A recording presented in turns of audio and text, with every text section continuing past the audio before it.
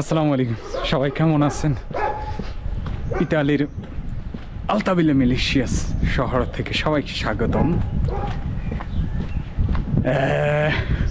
আমি এর আগে ওই বিষয় নিয়ে ভিডিও করছি, আজকে আরও কিছুক্ষণ কথা বলি এবং এটা নিয়ে আরও ডিপে কথা বলা উচিত আমাদের সবাই।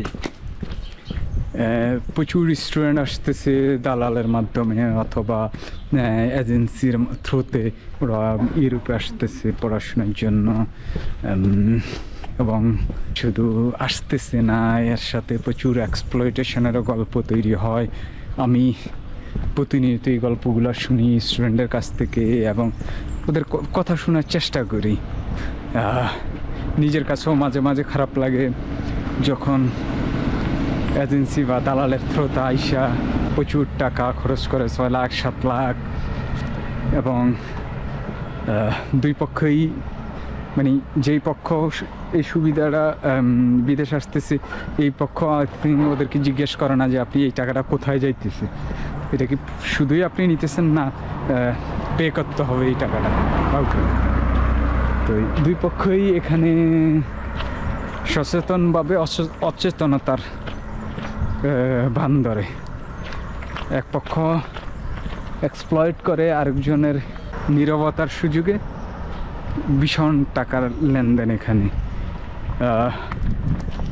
আমি সবসময় বলি আপনি একটু চেষ্টা করেন, অনলাইনে প্রচুর ইনফরমেশান আছে, চেক দেন, কথা দেখেন, যোগাযোগ করেন। আমাদের মতো ইউটিউবার আছে বা অনেক পুরাতন স্টুডেন্ট আছে, ওদের সাথে যোগাযোগ করেন কিভাবে আইনটা কি, কোথায় কিভাবে ডকুমেন্ট রেডি করতে হবে, এগুলো নিয়ে একটু কথা বলেন।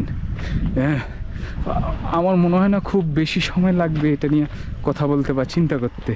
আপনি এজেন্সিরে টাকা দেন, এটা হলে একদিকে ইকোনমিক্যালি আপনি খুব একটা চাপে থাকেন।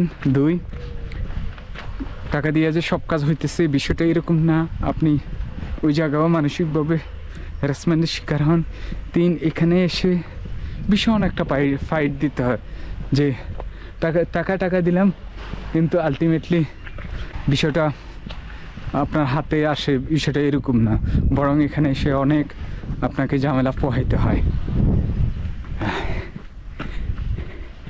হ্যাঁ, তো যার কারণে আপনারা দালাল থেকে দূরে থাকেন, এজেন্ট থেকে দূরে থাকবেন।